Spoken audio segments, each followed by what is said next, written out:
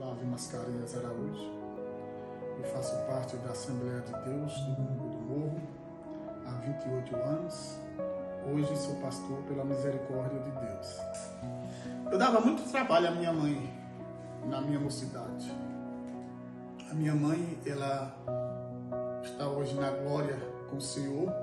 E eu me lembro que na minha adolescência, eu fui um perseguidor da igreja. Eu persegui os crentes. O presbítero José Mário, ele sofreu muito comigo, porque os cultos de oração, naquela época, eram com portas fechadas. E sempre eu estava ali incomodando o José Mário e aqueles crentes que estavam ali em oração, jogando pedra em cima da igreja, jogando pedras na porta da igreja. E não sabia eu que Deus tinha uma grande obra na minha vida. E a minha mocidade foi uma mocidade muito perturbada. Eu bebia muito, como diz, eu bebia para dormir e acordava para beber. Sem se contar que eu usava muitas drogas. Eu usei muita droga na época. E muitas brigas envolvidas também, de tal forma que quando acontecia alguma coisa na rua, já se falava assim, foi Flávio de Lourdinha. Tinha momentos que eu estava em casa dormindo, tinha confusão na rua, e o pessoal falava que foi Flávio de Lourdinha que fez a confusão. A situação da minha vida está assim, tão triste. A minha mãe sofreu muito, porque todo final de semana era uma briga que eu fazia. Eu me lembro que quando eu chegava em casa, e eu chegava em casa todos os dias, 3, 4 horas da manhã, a nossa casa era muito simples. O quarto onde a minha mãe dormia, a porta era um lençol, como antigamente. E todos os dias que eu chegava em casa, nesse horário, porque eu estava em festas, em badernas, ela estava orando por mim, falando: Jesus, salva Flávio. Na verdade, eu não bebia só ao final de semana. Eu bebia todos os dias. E isso foi passando, foi causando um desconforto muito grande, até para a minha própria vida. Foi aí que eu caí na real. A vida que eu levava não era uma vida digna de um ser humano viver daquela forma.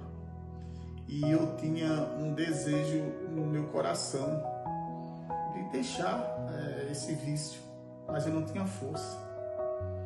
Eu tinha um desejo muito grande, mas eu não tinha força. E minha mãe sempre orando por mim, como eu já tenho dito, não parava de orar. E chegou um dia que Deus deu um basta nessa história. Um certo dia, já cansado dessa vida, mas como a Bíblia diz lá em Mateus capítulo 11, versículo 28, vinde a mim todos que estão cansados e oprimidos, que eu vos aliviarei. Eu estava cansado demais dessa vida, eu estava oprimido. Eu já vinha sido evangelizado ali na cidade de Cafarnaum, mas mesmo assim eu não tinha aberto meu coração para Jesus ainda. E é interessante saber, minha mãe sendo crente, como eu já disse, e aqui eu estou lembrando de algo, que todas as vezes que eu ia comprar uma fita cassete para minha mãe, as músicas evangélicas de Cícero Nogueira que ela ouvia, e aí eu comprava uma para ela e comprava uma para mim. E eu bebia ouvindo essas músicas de Cícero Nogueira. E Deus já começou a trabalhar na minha vida assim.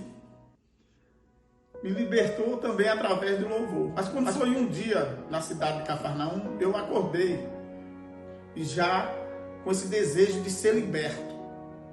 Eu trabalhava num posto de combustível, eu era frentista. E naquela sexta-feira eu acordei no meu coração e disse: hoje eu vou para a igreja. E aconteceu, e eu fui. No dia 24 de outubro de 1998, Deus fez uma transformação na minha vida. Estava eu ali naquela igreja, Assembleia de Deus, na cidade de Cafarnaum, num culto de ensino, o pastor Vanderlei Campos Borges ensinando. E teve um momento daquele ensinamento que ele falou esse versículo que eu citei há pouco, em Mateus 11:28. Vinde a mim, todos que estão cansados e oprimidos, que eu vos aliviarei. Naquela noite, foi a noite que Deus me libertou. Foi a noite que eu conheci a verdade. Foi a noite aonde o versículo de João 8:32 veio à minha vida. E conhecereis a verdade, e a verdade vos libertará. Naquela noite, a verdade que se chama Jesus me libertou. E hoje eu estou aqui há 28 anos glorificando a Deus pela a vitória, pela libertação, pela salvação que Ele fez na minha vida. Eu glorifico a Deus por isso, porque Ele me libertou dos vícios. E aqui estou para glorificar o seu Senhor. Pelo jeito, foi fatura na coluna e não vai voltar a andar.